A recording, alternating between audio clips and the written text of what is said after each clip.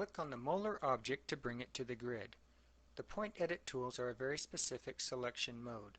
The tools can be found here on the main toolbar or in the point edit tools displayed with a right click on the object you want to edit. Notice the P tagged to the cursor while in this mode. The point edit modes determine what types of features the selections are made of. The default mode is the context mode. In this mode you can select faces, edges, and vertices depending on where you click. Holding down the Control key while clicking allows for multiple selections of mixed features. The Shift key will deselect a feature.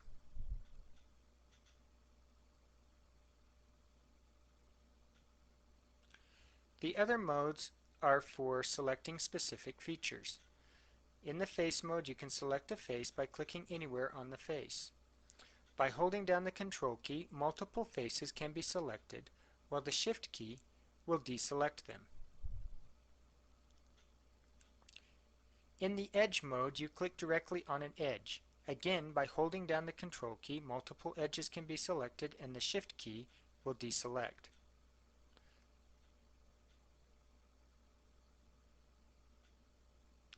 The last mode is the Vertex mode.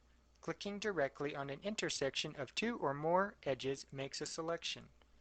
It works just like the other modes for multiple selections. All of the selection methods and modes discussed previously can be applied to the point edit modes. Once a selection is made, we can manipulate it. With the Point Move tool active, we can move the points around in 3D space. A right-click on the tool will display the coordinates panel. This allows us to control the behavior of the movement.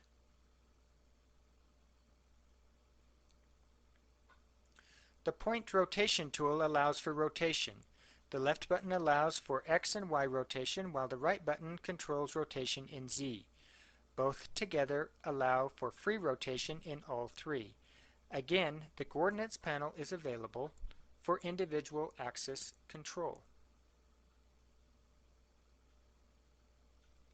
The Point Scale tool will allow for scaling.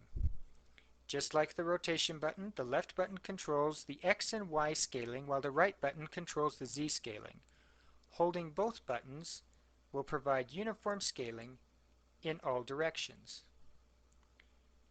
We also have control with the selection cage. We can move, rotate, and scale directly on the selection.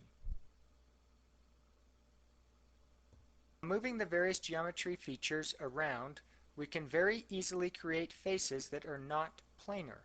This can create problems with future operations such as booleans and cause rendering artifacts.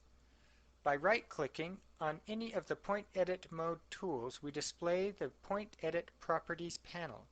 This panel controls the way the geometry responds to point editing manipulations. The first control is the Draw mode. We have object and edited properties for the Draw mode. In object mode, the entire object is redrawn continuously as the entities are manipulated. This can be very slow when working on complex objects. In edited mode, only the selected entities and adjacent edges are drawn as they are manipulated. The remainder of the object's edges are invisible till the mouse is released to help speed up the response time.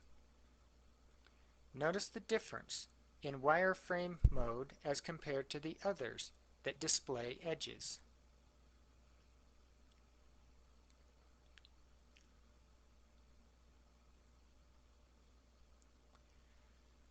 Note that this feature does not function when using the selector cage. With quadrangles checked, the non-planar faces are subdivided similar to the Smooth Quad Divide tool. The division setting can be set from 0.001 to 1. Note that this setting can increase the geometry face count very quickly. With triangles checked, the non-planar faces resulting from the point edit manipulations are triangulated. The division trigger can be set from 0.001 to 1.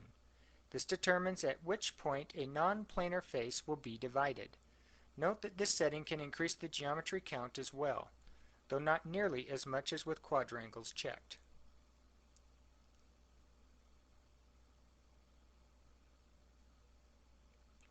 No dynadivision turns off any face subdivision. Note that these three settings are mutually exclusive. Also, they can be switched while in point edit mode to allow you to see the effects of each setting. With highlight checked, the features that will be selected when clicked are highlighted for visibility. By opening the Display Options panel, with a right click on any of the display modes, the highlight color can be changed by a click and hold on the highlight color swatch.